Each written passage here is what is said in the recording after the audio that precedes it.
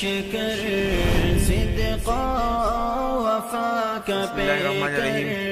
مونږ د اسلام ملو شو چې زمونږ د استادانو استاد چې د چا اسلام لپاره ډېر زیات خدمات او د هغې خدمت سره سم نو هغې ډېر زیات خدمات ادا کړي د اسلام لپاره.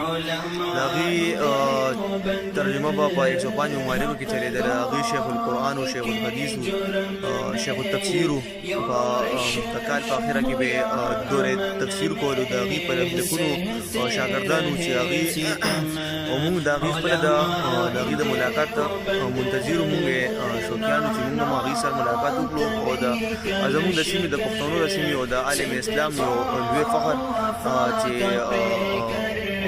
حضرت مولانا مفتی محمد ظهیر علي خان صاحب هغوی پرون ماښام نه بعد د طبیعت خراب شولو او د هغې نه بعد بیا وفات شو. نو یقینا دا زموږ د عالم اسلام لپاره د علماء دیوبند لپاره یو ډېر غټ صدمه ده. الله دې د هغې درجات بلند کړي. د حدیث شریف مفهوم بیانوم چې د حدیث شریف مفهوم دی چې په آخره زمانه کې به د دې دنیا نه علم اوچت شي. نو د هغې علم مطلب دا دی چې دا علم به ختم نه شي، نه علم به وي، خو چې چا دا علم حاصل کړی وي، چا د علم لپاره قربانۍ ورکړي، چا دا علم ځان سره محفوظ کړی وي، نو هغه خلک به د دې دنیا نه لړ شي.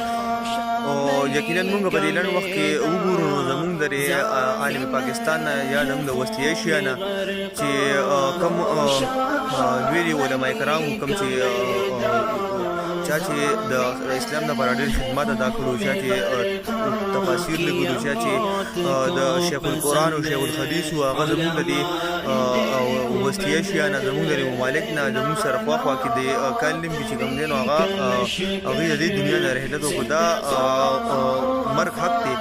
موږ نه پکار چې موږ د دې اسلام لپاره زموږ د خپل دین لپاره موږ دا راټینګو، موږ د دې لپاره هم څه خدمت ادا کوو. الله پاک زموږ د دې اسلام لپاره څه خدمت واخلي.